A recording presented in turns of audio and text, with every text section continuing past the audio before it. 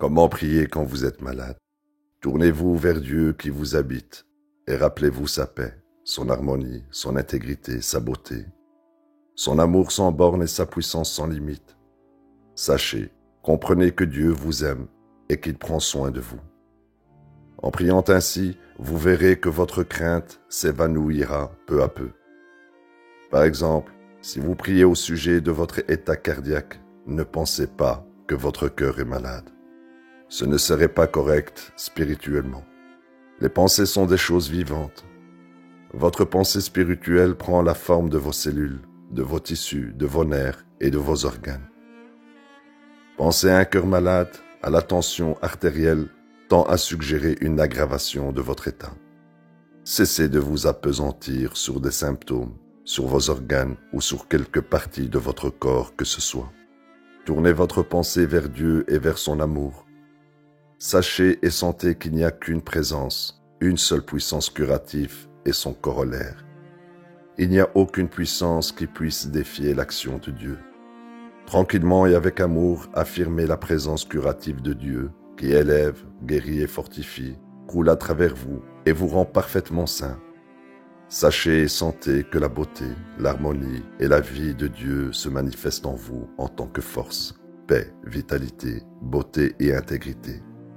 Ayez de cela une image claire et votre état cardiaque ou tout autre état pathologique disparaîtra dans la lumière de l'amour de Dieu.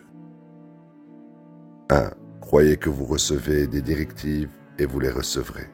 2. Chacune de vos pensées, chacun de vos sentiments est votre prière. 3.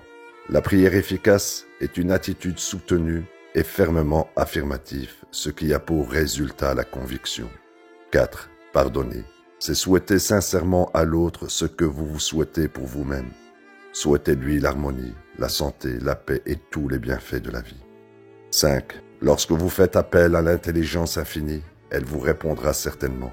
C'est dans sa nature de le faire. La foi doit être basée sur cette certitude. 6. Continuez à demander, à chercher et à frapper. Votre subconscient vous répondra. 7. Votre subconscient sait où se trouve l'objet que vous avez perdu. Faites appel à sa sagesse, il vous dirigera vers lui. 8. Vous ne pouvez perdre que si dans votre esprit vous acceptez cette perte. 9. Lorsque vous ferez confiance à la puissance de votre subconscient, vous recevrez toujours une réponse. 10. La paix, l'harmonie, l'abondance et la santé parfaite indiquent la présence de Dieu en vous.